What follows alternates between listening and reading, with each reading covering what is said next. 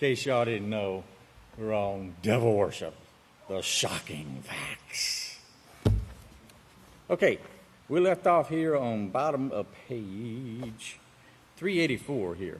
Now, we had been talking about, this chapter deals with about eating the unclean things, and that's what was covered last week. So let's see the bottom of page 384 here. It says, he who practices truth, that is, practices keeping the laws and the commandments of Yahweh, is light. Okay? And so it may be plainly seen that this is done through Yahweh. Remember, light is the laws of Yahweh. And so if we keep the laws of Yahweh, as it says in the above verse here in Yakanan 3, verse 21, he who practices truth comes to the light. Okay, so the deeds may be done through Yahweh. Because remember, Yahweh has begun a righteous work in us, and he will bring that to completion. Okay, so he who practices evil, of course, commits sin, which is the practice of transgressing Yahweh's laws, and that is the darkness. So there's a contrast between the lightness and the darkness. Go all the way back to Genesis chapter 1. Remember that there was light and darkness, right? There was darkness upon the face of the earth, and then Yahweh brought forth his light, his laws. He put his plan into action and brought it forth. And that's what the world doesn't understand. You know, they always think about light, you know, in the assemblies of Yahweh and stuff, and the assemblies of God, you know, of Elohim and all these other places. They always think about the creation and always trying to, they mess things up thinking about the Sabbath, you know, and trying to make the Sabbath according to the new moon and all this stuff, thinking, well, the moon was just created on the fourth day, so therefore, I guess there couldn't have been any time before the fourth day, you know. Not realizing, and what they do is they take away the power of Yahweh as being the creator. Remember, Yahweh doesn't need to turn on the light switch in Yahweh Shema to be able to read his newspaper, okay? He can see in the dark, you know. It doesn't mean anything to him, you know. So his plan here is this light and this darkness here, and this is what's being exposed in these last days, because remember, Satan's work is the works of darkness, and that is what is being exposed as the light is being manifested throughout this earth by the house of Yahweh. So as we've already read in Ephesians 5:13, that all things are exposed or made manifest by the light. For whatever makes manifest is light. Okay?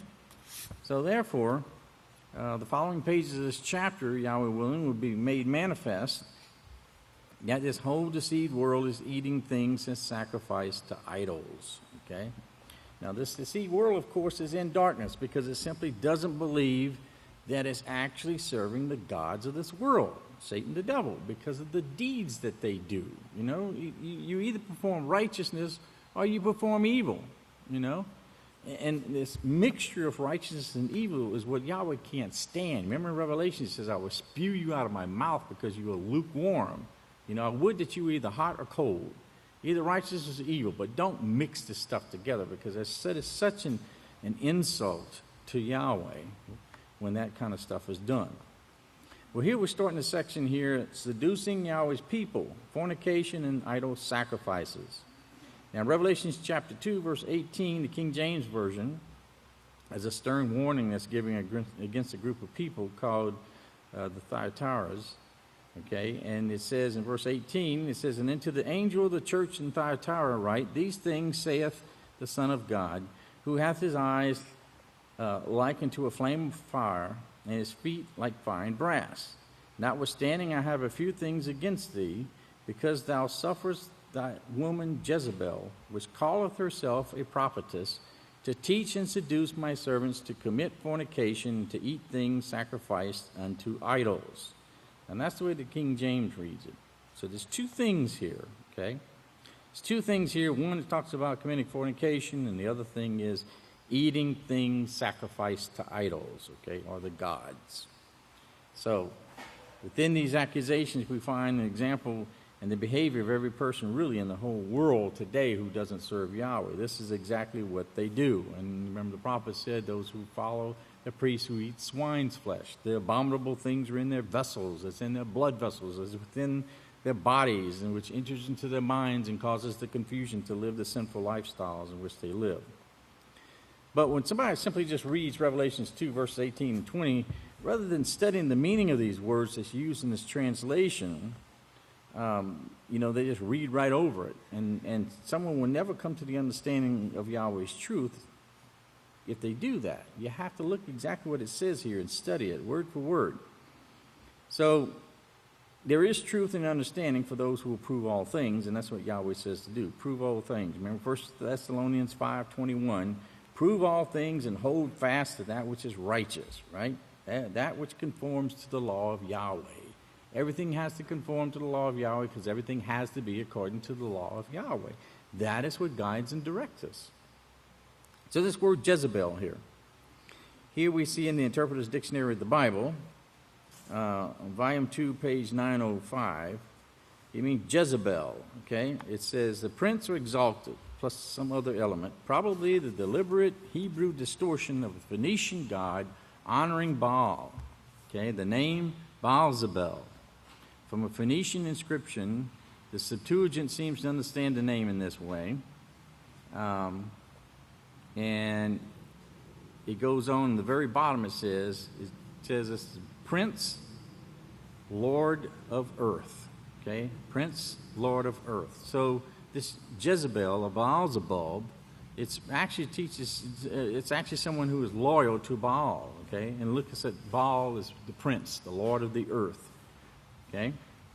So this Jezebel of Baal-zebub here in the Interpreter's Dictionary of the Bible, in Revelations 2:20, it talks about this prophetess. And notice it gives us a little bit more information. It says, the wife of Ahab, the king of Israel, she was a Phoenician, the daughter of Ethbaal, okay, king of the Sidonians. Now, see, Ethbaal, so he right there, he took a name of a god, and so does she. And according to Meander's account, he was a priest in the Phoenician cult of Baal and Astarte. According to the Bible, Jezebel made every effort to remain a true daughter of her father in both these respects. She had a ruthless devotion to the absolute rights of Oriental monarchy, in other words, she ruled by force, and to the worship of the Phoenician Baal. These are characteristic marks of her behavior, not only during the reign of Ahab, but also during the reigns of her sons, Ahaziah and Jeroboam, or anyway. Even her daughter, Athaliah, okay, who became queen of Judah, was regarded as carrying on Jezebel's influence, as you can see from 2 Kings 8:18. So Jezebel, like any foreign queen, seemed to have demanded the right of her own practice of worship from the beginning. And you can read that in 1 Kings 16:31 through 33, and also compare 11, verse 8. So we see here at the very bottom of the page, it says, the harlotries and the sorceries ascribed to Jezebel in 2 Kings 9:22 almost certainly to be taken in reference to this attack against the worship of Yahweh. Okay, because remember, Yahweh says, you shall not cause your sons and your daughters to become harlots, right? You don't make your son into a whoremonger, nor do you make your daughter into a whore, okay? And so this was a direct attack by the worship of Jezebel, by what she taught. And then it says that she was, this name is used symbolically for the false prophetess who beguiles the believers of Thyatira into idolatrous practices, okay? So here's this woman, this prophetess, who calls herself, notice. That's a key thing there to look at, because she wasn't sent by Yahweh. She's not a prophetess called out by Yahweh, but she calls herself. She took this on to herself, just like people take on the mark of the beast, right?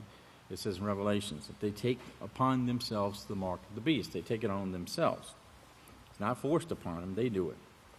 Well, this word woman here, because it does say here about this woman, it says,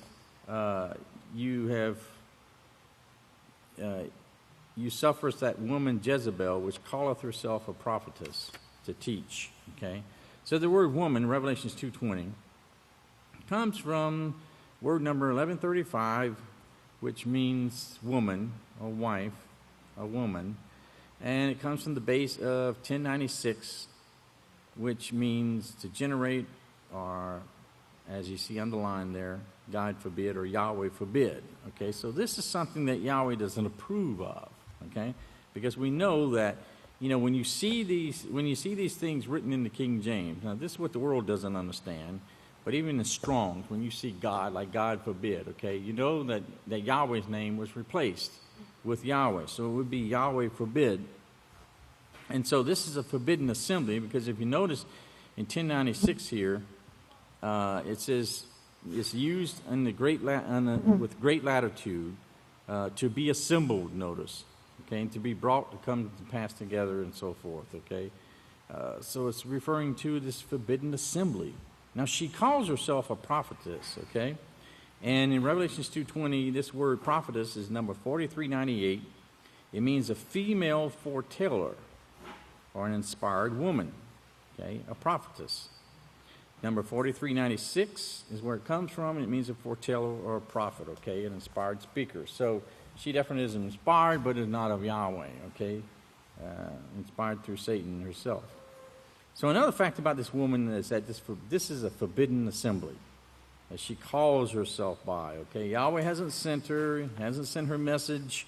Like you remember 23, verse 26 and 27 says, you remember, I have not sent these prophets, or even this prophetess, right? This is what this word means. Yet they ran. I have not spoken to them, yet they prophesied. But if they had stood in my counsel and had caused my people to hear my words, then they would have turned them from the evil way and from the evil of their doing. So that's a guaranteed thing. You know, Yahweh's prophets will turn people from their sins because they're going to be speaking the laws of Yahweh. And by speaking the laws of Yahweh, they're going to reach out, and then Yahweh's going to call people, and it's going to touch their hearts and their minds, and this is what's going to change their way of thinking, and they will repent because Yahweh has sent that person. They go into, when someone is sent, they go with the authority of Yahweh. If they're not sent, then they don't have that authority, naturally. So this message that's proclaimed by this forbidden assembly is, one, is fornication, and two, eating things sacrificed to idols. It's not the message of Yahweh, but it's the message of sin, okay? To commit fornication and all the abominable acts that goes along with that, the other things that it leads to. In other words, all of these forbidden sexual sins that they commit, and the eating of things that sacrifice to idols, which are complete abominations. Because of both of these things confuse the minds. And remember, that's what Babylon is. Babylon means confusion. And so the whole world goes the way of Babylon. It's confused. That's why it says when the whole world has gone the way of Cain, remember what occurred with Cain. Cain became confused in the mind. That's the reason why he lashed out and he killed his brother, or had his brother killed. Okay, he was responsible for it because his mind was confused. Otherwise, he would have had that longing for him as his brother, his blood brother, you know. Because remember, Cain was in the house of Yahweh, but he left. He pushed himself out and he left the house. So in order to understand more about this prophesying here, this preaching, which is prophesying, is preaching, then let's look at the Interpreter's Dictionary of the Bible under Thyatira here, and we see a little bit more about this place. You see the map there, because these are places that it's right next to Ephesus there, in Mysia. I don't think any of these places are still there any longer, but Thyatira, okay. Let's look right underneath the picture there. So it was prominent among the deities worshipped at Thyatira was Tyrimnos, okay? Tyrimnos, who became identified with Apollo, the sun god. Now, you remember Apollo, the sun god, and you remember the statues of Apollo. You know, they still have them today, to where they had around his head, they have the holes drilled and stuff, where they had those spikes that went into his head, which represented the sun rays coming out of his head. That's the halo. That's the halo that you see on all the Catholic pictures, that everybody who is holy has this halo around their head and stuff. And then, of course, the real holy ones will have the halo, but they'll also have the cross embedded in there as well, within the halo. That makes them holier, you know. Just plain old angels just got their circle around their head floating around, you know. So he's identified with Apollo, the sun god, and Borinthine, a goddess identified with Artemis. And it's possible that the references to the Son of God with the eyes, a flame of fire, and the feet like burnished bronze, like you see in Revelations 2:18, are a conscious reference to the claims of the sun god at Thyatira. Okay, well, I was talking about Yeshua, but you know, got to remember, what these people don't understand, they try and take things that apply in the scriptures, and they try and apply it to the heathen, the gods and the goddesses and stuff. what they don't understand is that the truth of Yahweh is what stood in the original. Okay? Satan has counterfeited this stuff. So when you make a comparison and you look at, you lay down what Yeshua did, and then you lay down what the gods have done, okay? Remember, they weren't ignorant of some of these prophecies and stuff, okay? And so when a prophet spoke about these things, and it could have been something that dealt with the Messiah, then they would take that and they would apply it to their gods. And that's why you see some comparisons between the two. It's not that Yeshua copied what was written by the heathens. It's just the opposite. Satan took what Yahweh had prophesied first, and then she tried to counterfeit these things with applying these things to her gods. And that's why people who don't have any understanding, they call themselves quote-unquote atheists, is they look at these things and they say, well, this heathen god over here had these attributes over here, which you claim that the Messiah has, And that's how clever Satan is. Now, if somebody doesn't understand or believe the scriptures, they could fall for that, and they could actually, believe that, well, yeah, it's all a bunch of made-up lies, whatever. But what they fail to realize is that Satan counterfeits the truth, and you have to believe the truth. You have to believe the scriptures, and that's what it says in Hebrews, remember? Chapter 6 says, he who believes in Yahweh must believe who he is, and that he is a rewarder of those who diligently seek him. Okay? So you have to believe Yahweh for who he is. You have to believe his prophets. Like Yeshua said, you're a fool if you don't. Okay? So this it says, under the Roman Empire, the worship of Apollo, Tyrimnios, was joined with the emperor worship cult. Okay? Now remember, they worship the emperors just like they worship the pharaohs and emperor and so forth. All of these things, these gods and the goddesses. And you remember we brought out before how they worship the kings and the pharaohs and everything. So let's jump down here to what's underlined here. She taught and led them, speaking about the people who listened to her, she taught and led them to practice immorality and to eat food sacrificed to idols. Though given time to repent of her immorality, she had refused to do so, and she continued to lead others to commit adultery with her. But I don't think this was speaking about just one particular woman, That's what they don't understand. It's a system. It's a religious system that they were hanging on to the God worship that influenced them. You remember that's eventually what allowed it to die off to begin with. Look over here on page 389. I want to read section C here, because this really makes the most sense. But it says, the Jezebel at Thyatira may have been promoting a sophisticated tolerance towards the many guilds of the city.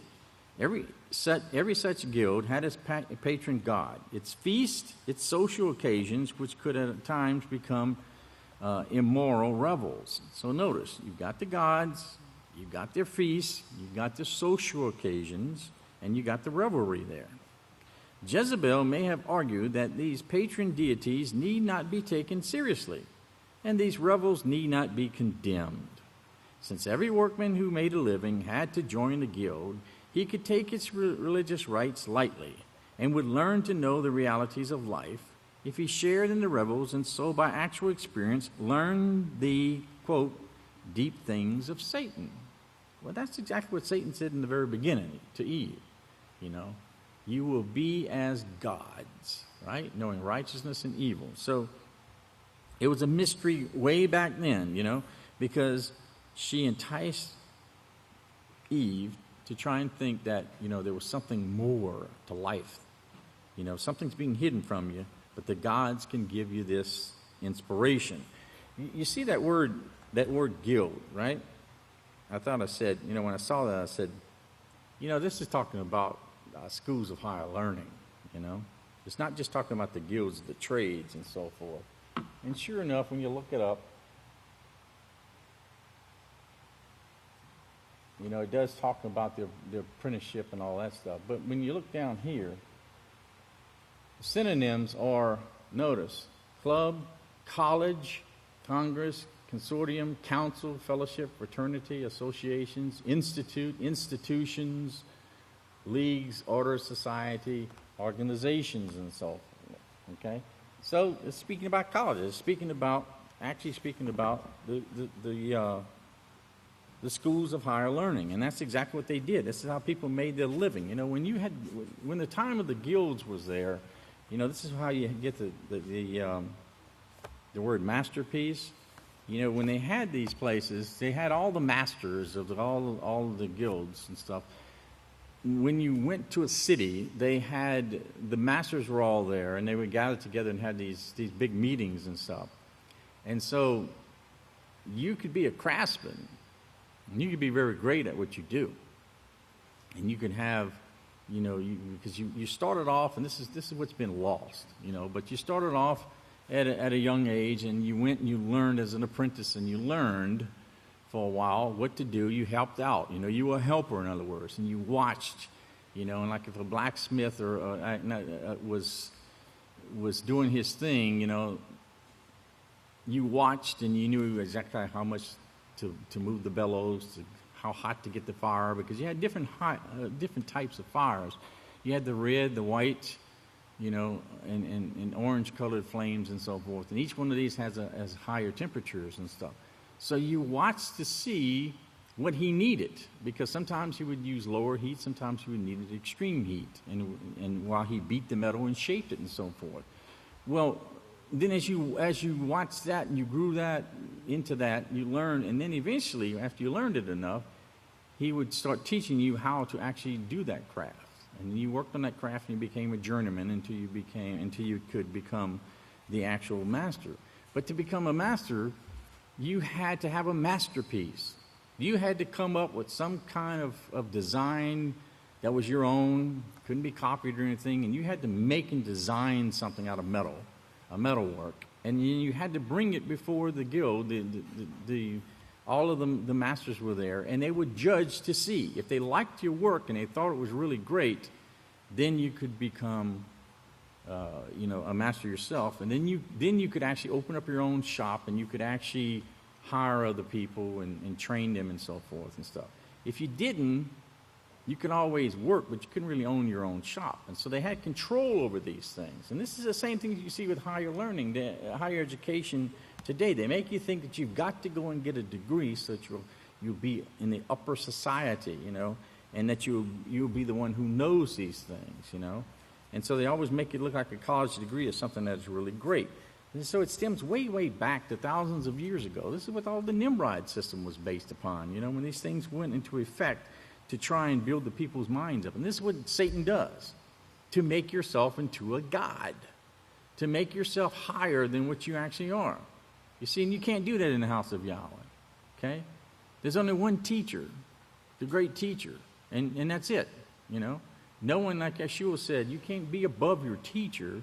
You have to be humble yourself and be taught and learn these things, and then you can share it with others, because this is what we're learning to do, because this is what we're going to do throughout the whole universe, you know, is to share the things that we've learned. But Satan's always had it to where, no, there's more. You know, Yahweh's holding something back from you. And if you just, you know, side yourself with the gods and become a God worshiper, you'll know. And that's what the mystery religions was based upon, because it was always a mystery, because you never knew. No one ever knew. You had to get into it, and they kept it hidden to a certain degree, just like in the Masons, until a certain degree, and then they revealed to you who you actually are worshiping and so forth. So these things were always hid. So here we see in Thyatira here, these are things that they hung on to. This idolatry is described as fornication and adultery in the Scriptures. And in the Encyclopedia Judaica here, we see on the word adultery, it means fornication or whoredom, okay? Voluntary sexual intercourse between a married woman or one engaged by payment of the bride price and a man other than a husband. But notice, it's used as a metaphor for idolatry, okay? Because this is an exclusive loyalty which Israel must give Yahweh in the exclusive fidelity as a wife owes to a husband. And so the Israelite religion seized upon this metaphor of marriage to express Israel's relationship with Yahweh. And already in early texts, it employed language from the spirit of adultery to describe the worship of other gods. Okay, so this is written in there, the worship of other gods. And notice they say other gods because they want to say that Yahweh is a god, which we know he's not. but these gods, okay? And then it shows about Yahweh, that Yahweh, idolatry is like adultery, and it's described as a great sin and so forth. And Yahweh even used that. He says, you were married to me, but you committed adultery. You committed fornication and adultery with the gods themselves. So throughout the previous chapters of the article, specifically in chapter 4, devil worship, we covered, is the celebration of pagan holidays. We covered all of those with the jolly old fat man and the little piglet that runs around throwing Easter eggs around. Remember that? Y'all remember that? Huh? You all remember that? Y'all remember that one, huh? Okay. That's pagan anyway, And then you got the devil worship is a worship of sex. Okay? That's something that Satan really works hard on because of the fact that she's got the whole world into these sins that has spread all these diseases and stuff. But you see, the psychology behind these things is that this is something that Yahweh said in the very beginning, be fruitful and multiply. Right?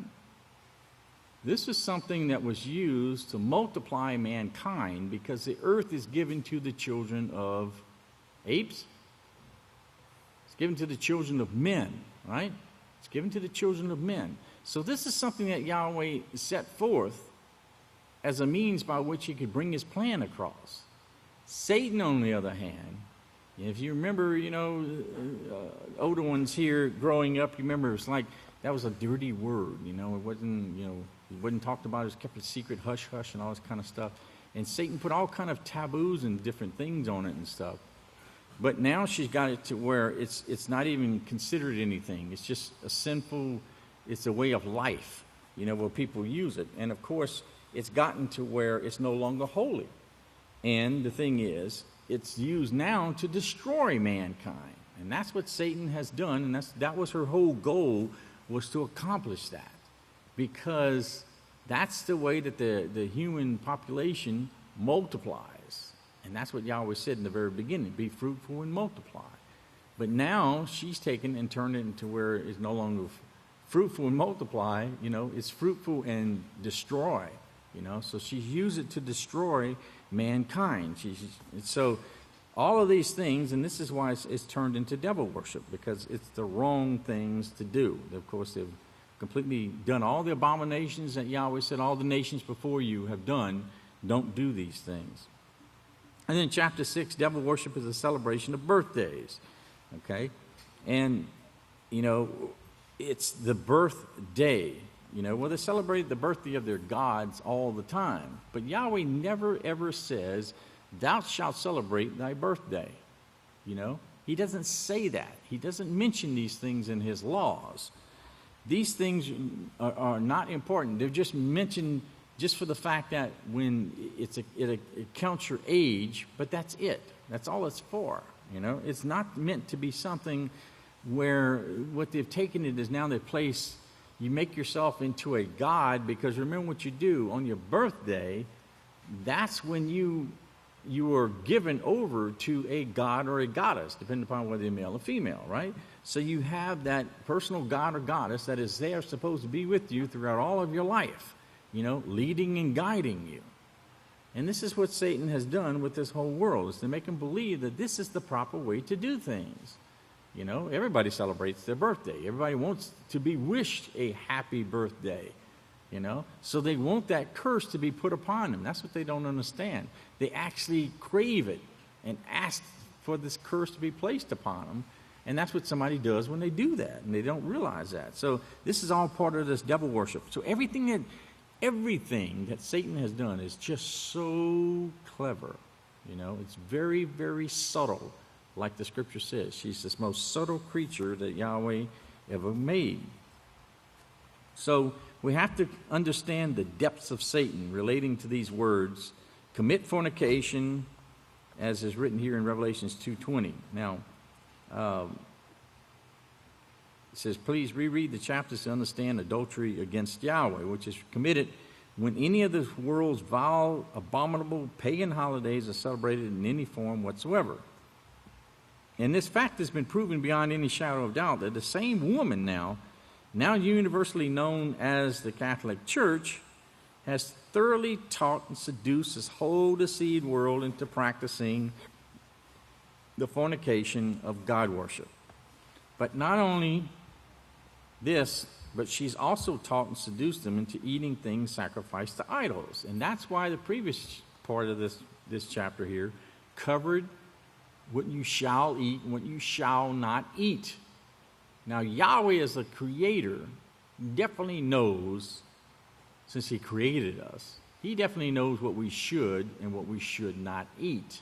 Okay? And so he made these things, and these things were written down and carried out, by eyewitnesses as these things were recorded and passed on from generation to generation until eventually we have it in these last days, and we're restoring these things. And that's the beautiful part about it, okay? It's because, remember, the prophecy said that the word of Yahweh would be corrupted, right? They removed Yahweh's name. Now, Yahweh allowed that. And some might wonder, like, why in the world would the Yahweh not allow his name to be known? Because it was all in his plan. It had to be removed for a certain time period, but then it was given back and it was restored. And that's what we're doing in these last days. We're restoring the word of Yahweh, the pure word of Yahweh, and it's only through the house of Yahweh. Why? Because the house of Yahweh is the only one who has what? As Yeshua Messiah is what? What is Yeshua Messiah? What is he? The high priest. Exactly. He's the high priest over the house of Yahweh. Okay, and then you remember all the prophecies in Zechariah and so forth, right? Zechariah. When it deals with Yeshua being the high priest and Yeshua directly inspiring Yisrayl Hawkins, okay, in these last days. And that's the reason why he is the Savior, so to speak, in these last days, okay? And Yahweh says you're going to become a Savior one day. When you're going out to the universe, you will be considered as a Savior, one who delivers the message of salvation, okay? And it says that Yahweh has led him and directed him, led him and guided him, raised him up into righteousness, okay? And so by Yeshua inspiring him, then he has the inspiration directly from Yahweh to know whether these scriptures have been messed with or not. And so this is where the corrections come about, because the intense knowledge and understanding that he has, and then the truth is brought out so that people can understand these things. So in these last days, the pure word of Yahweh will be restored to us, as Zephaniah says. Okay, these idol sacrifices. Now notice, in order to understand the phrase sacrifice to idols, what it means in Revelation 2:20, let's look here at the New International Interlinear Greek-English New Testament by Alfred Marshall. But I have against thee that thou permittest the woman, Jezebel, the one say calling herself a prophetess, and she teaches and deceives my slaves to commit fornication, to eat idol sacrifices.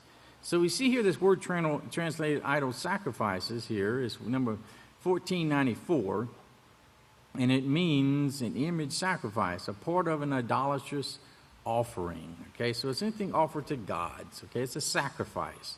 And we know what a sacrifice is. It's not just a killing of an animal and slaughtering an animal. It's service. It's service to the gods. Okay? Now, reading here from Thayer's, number 1494, notice it says it means sacrifice to idols. It denotes the flesh left over from the heathen sacrifices. It was either eaten at feasts or sold by the poor in the marketplace, okay? And that's why the Apostle Shalom said, be careful what's sold in the marketplaces, okay? Because you could be buying these abominable sacrifices, because they would sacrifice, and if anything was left over, whatever, they could just dump it into the marketplace and get rid of it that way. Same thing you see today, okay? When all these abominable things are out there, and they also defile the clean.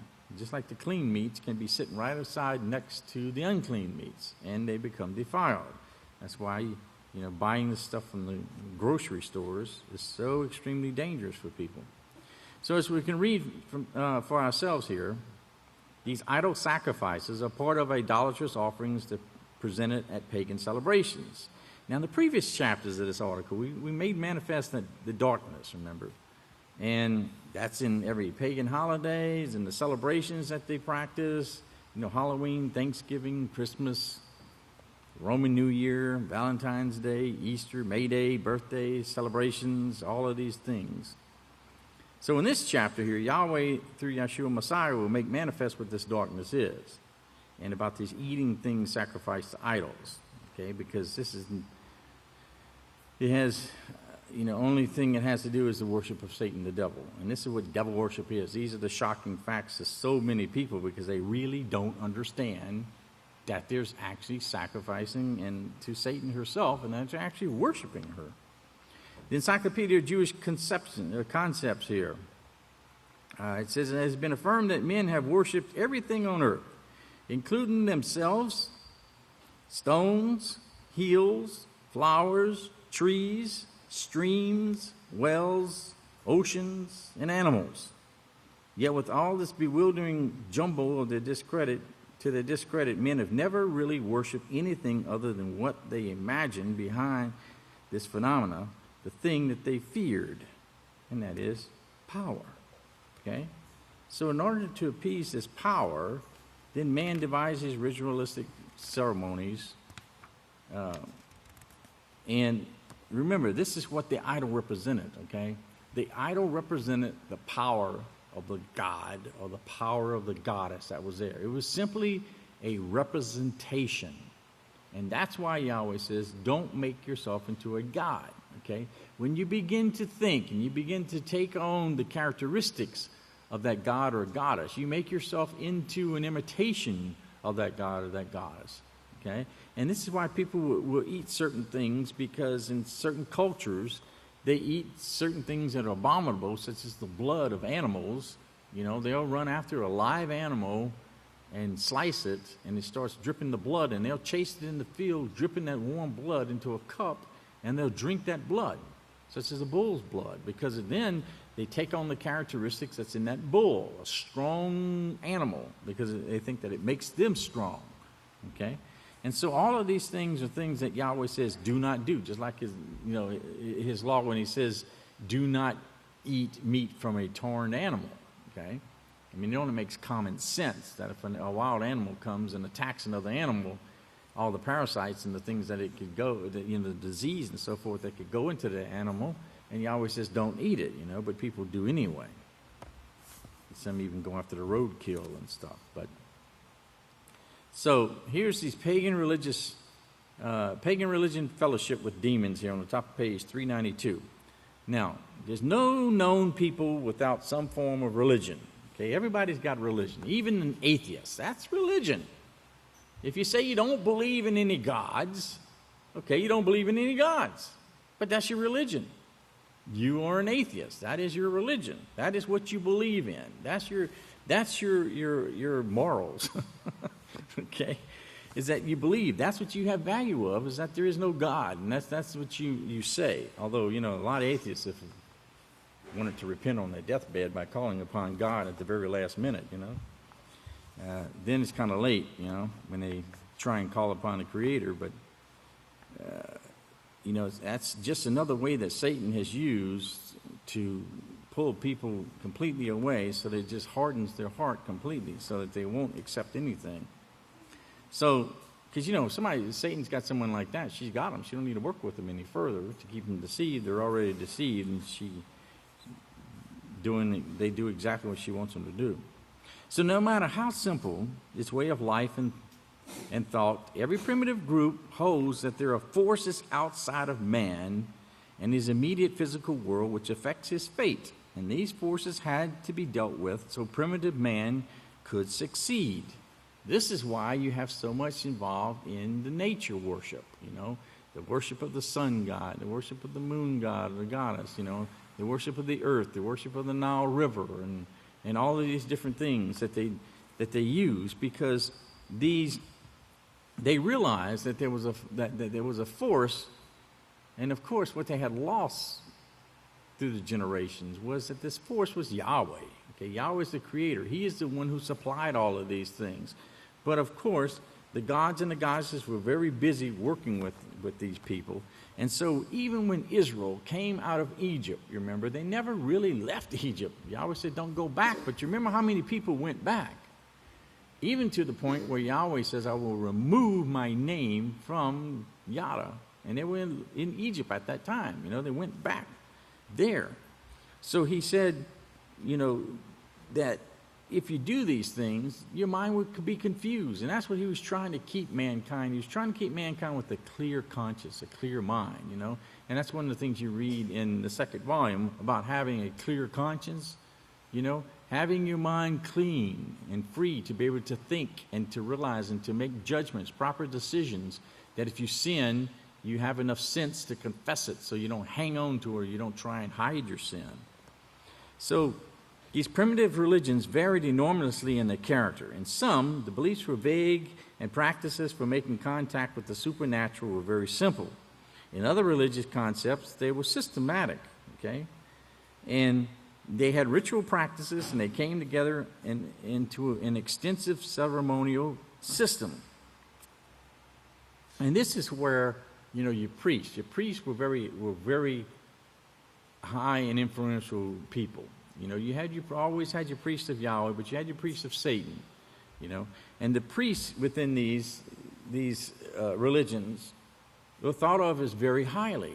And they had a very sophisticated ceremonies that they went through because they had mystery rites and they had different things that it kept the people guessing all the time. And this is why they had the respect of the priests, looked upon the priests as being the only ones that knew anything. That's why by the time the Middle Ages came around, only the priests had any knowledge and understanding of anything, and the rest of the people were all dumb because no one had any books to read because they took them all from them and so forth. So if you dumb the people down, then you look great in the eyes. So what you do is you lift yourself up above your fellow man, which that's becoming a god.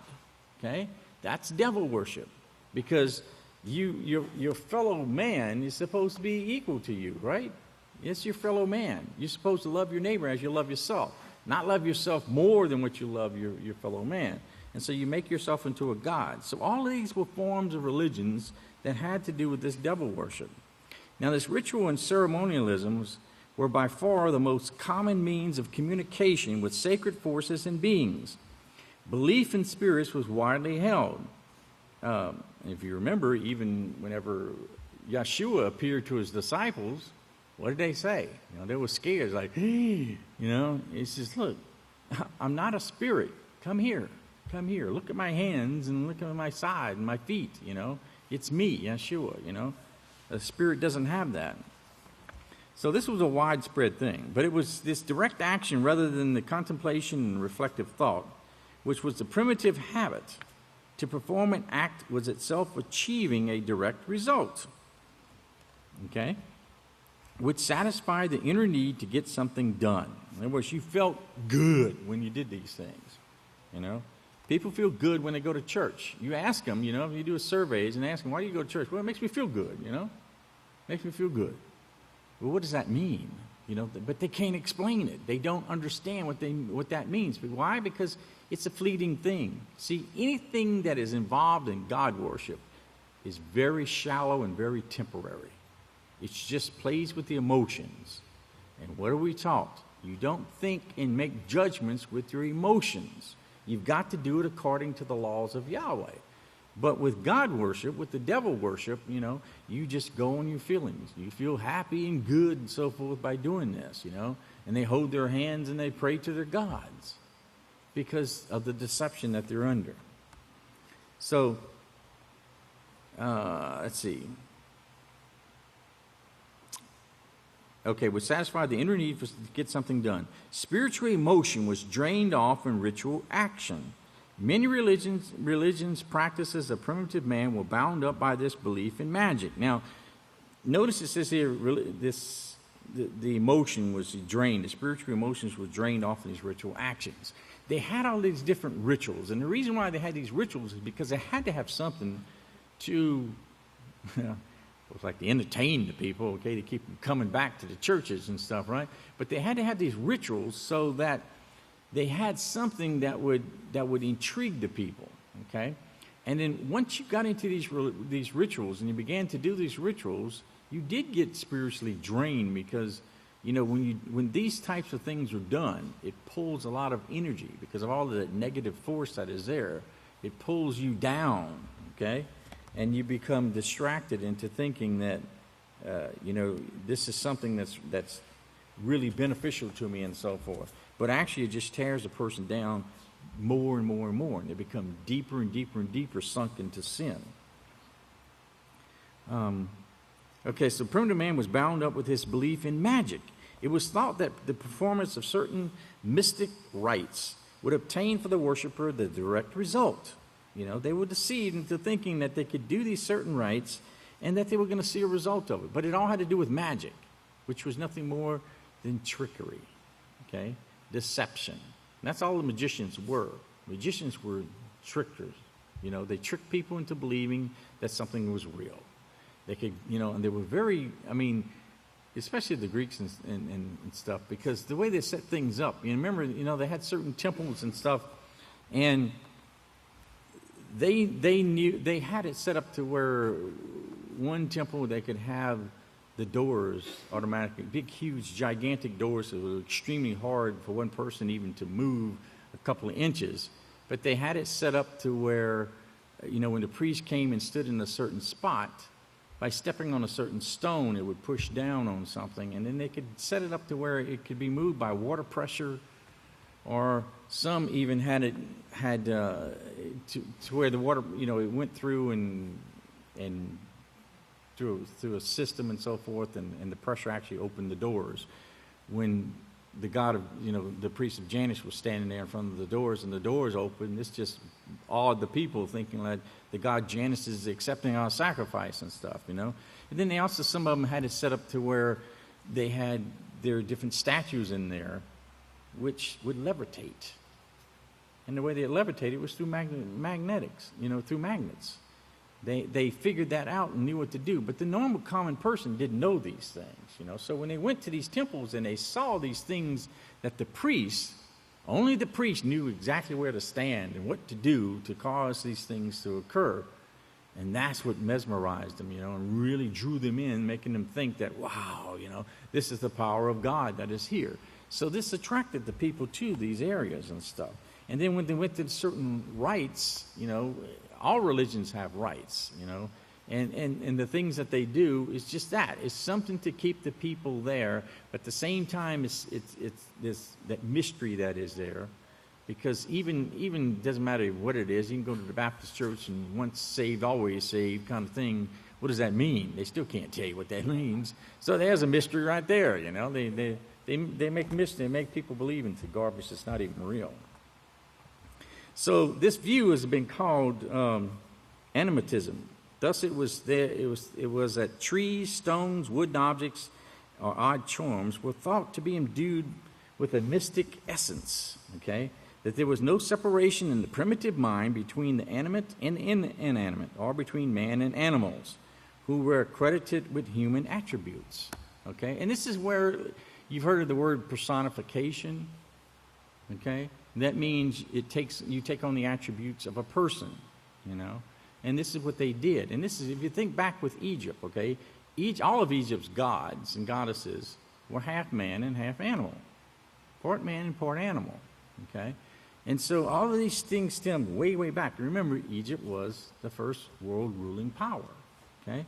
So they had it to where these animals and humans, and even today, the high society, the big knowledgeable people, call humans animals. They refer to humans as being animals, okay? Well, where did they get that from? Where did they get that concept from? It goes back to way back to the time of the Egyptians and before, where they already had these things in mind, and they were already worshiping these gods and these goddesses, and they were mixing the two together. And what that does is that just means that man is just a higher form of an animal. Whereas Yahweh says, in the very beginning, I made man to be ruler over the animals and over all things with which the earth creeps. Man has a much higher position, but yet Satan has taken it to where in the minds of the people, made man just equal to be with an animal. You see how clever she is in the things that she did? So an abstract quality of all pervading, immanent mystic power was given definite expression in some religions where it's termed manna, okay? And that's what it refers to as when the animal has human powers and so forth. Now, this was the pagan mindset of religion, pagan man's thoughts. It was centered upon the need to mystically unite with the forces which would bring fertility and prosperity to him, okay? And this is how you got all your agricultural gods worship, that, fertility, all of these fertility rites, that this is what, would bring mankind together by worshiping these different gods and goddesses.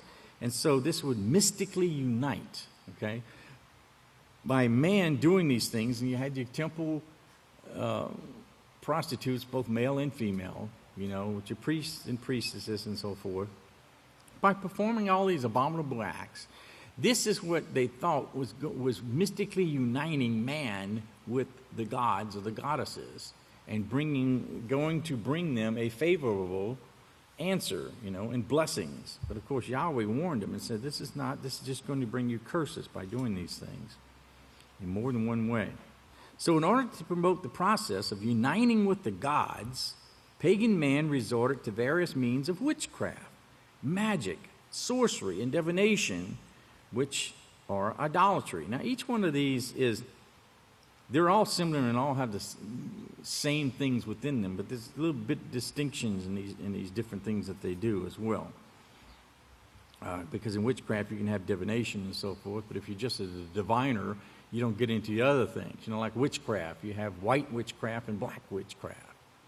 Okay, black witchcraft is the real bad witches. Okay, they're the ones that stir the big pots, cauldrons, and ride on the brooms and stuff and wear the pointed hats. That's the bad ones. That's the black ones. Okay, the black witchcraft, those are the real evil, supposed to be the evil witches. And then you had white witchcraft, which that's the people who just kind of play around with it, and maybe they do a few little spells and stuff because it's kind of fun to do and stuff. And this entices a lot of women and stuff, but there's a lot of men that get into it too. But the white witchcraft, it's thought upon as really being nothing, okay? But they actually do these rites and stuff. And that reminds me of something that occurred to me years ago. Many, many moons ago. I knew of Yahweh's name and stuff, but I was over at a friend's house, and you ever hear this? You ever hear the Sixth Book of Moses? Sixth Book of Moses is a witchcraft book, okay? Because how many books did Moshe write? What's accredited to him? 5, right? But the Sixth Book of Moses is a witchcraft book. And I remember I went over to her house, and she had been into this kind of stuff, before. And I pulled it off the shelf, and I laughed, and I said, what's this? It's like, because I was looking for a Bible or something to read, and I pulled it off the shelf, and I started reading, and I started laughing, because the whole book was spells, and it, to conjure up the demons and so forth. I kind of laughed at it when I read it, and I thought, this is funny, man, this is goofy, man, what is this? So I kind of read through one, and then I said, this is crazy, and I put it back up on the shelf. Didn't think anything about it. Went into the other room, and this was a 2-story house, and me and some other guys and some other females were there, and she was going up the stairs, and she said, I feel really bad, and it's like somebody asked how she's doing with him. She almost knocked him down the steps. Thought, wow, that's weird, And then she went up and laid down and called for her. So we all went up there, and we all started praying, that she would be better and so forth. And she said it just felt like this heavy crushing was upon her whole body as she was laying there. And so we thought, wow, man, what is this? I thought, man, it's that stupid book, I guess, And so we prayed and so forth, and finally she started feeling better. So as she felt better, she got up and said, let's get rid of that book, man. So they went and they grabbed the book and said, let's go burn the thing. And so they went outside and they lit a fire and they threw it on there, and it was burning. So I was upstairs. I went upstairs and opened up the window, and I looked down and said, hey, what y'all doing down there, So they threw the fire in there, and all of a sudden this huge flame leaped up 2 stories high and almost burnt my face as I pulled myself back into the window. And I thought, man, that's some wicked stuff, man. So it kind of all shook us up through the night, but it's like, so, we realized. So, I mean, these things, that's the experience, I guess, Yahweh allowed me to go through, just to realize how stupid you can be when you're in the world, But these things are real. This is what people do. And they do, these demons will do, when they do these spells, what they do is they're calling upon these gods and these goddesses, for certain little simple things, that especially if they get someone gets mad at them or whatever, then they can put that, this is where the curses and stuff come from. They'll do these things so that the demons would go after and attack these people and so forth and all this. But this all stems from the fact that, Yahweh warned us in the very beginning that there's two realms out there. There's Yahweh, his holiness, and then there is Satan. There's only two forces in this whole universe, And either you're going to follow the righteous one or you're going to follow the evil one. And you can't mix the two together. And that's what he said in the very beginning. There can't be any. And so mankind, by wanting to unite himself with these gods, this is where he came up with the magic and the sorcery and these idols, because these idols were the representation, okay? And they got some ugly representations of some gods and goddesses, man. Some of the things that they make, some of them look like, man's body with elephant heads and all this kind of stuff, But the thing is that these were representations. It was the power behind it. And so mankind, remember, can't believe without seeing, right? Can't believe without, and certainly a heathen can't, They like to see something that is there. And so they have these representations of these idols which represent the power behind it. But that can be anything. In today's world, an ink pen can be an idol. It depends upon what that thing represents. Whatever it is behind it, wherever you put your service to, that is what becomes your God. So if you don't serve Yahweh and use your possessions to honor Him, then you're using it to honor Satan. And so this idolatry, this is a reverential attitude and worship practices that's connected with it. And it says it's obvious that idols could exist only where gods were thought of as individuals, definitely personified. Further, the process of making an idol into a god demanded that the characteristics ascribed to him be given definite form in the image, And in this way, idol making heightened the characterization and individuality of the gods which they worship. So they made them look a certain way for a certain thing.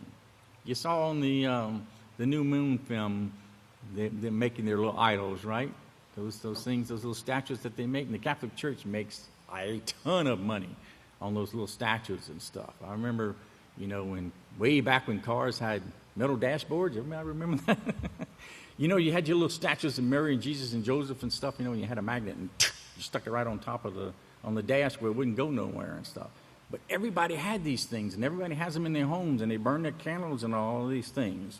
But they make these images in these idols to take on the characteristics and to individualize these gods. Because you remember, the reason why you have so many gods is because people if they wanted certain things that only this god was known for, they'd worship that god for a while. And then if they needed something else over here that this god or this goddess was characteristic of, then they went after that one and so forth. And so this is why it's universalism. It's the worship of all gods and goddesses combined, because to make sure that you could get everything together, and incorporate all of these together, you went after every god and goddess that there was out there. So it became universal.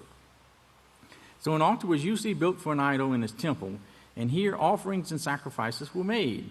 Idolatry was not a form of religion by itself, but it was a set of attributes and practices within a large framework of teaching and ritual acts.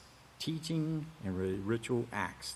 Notice that. It's the attitudes and the practices within a larger framework of teaching and ritual acts. It was the teaching that went on. This is what idolatry is. It's not the god or the goddess of the little statue that's there.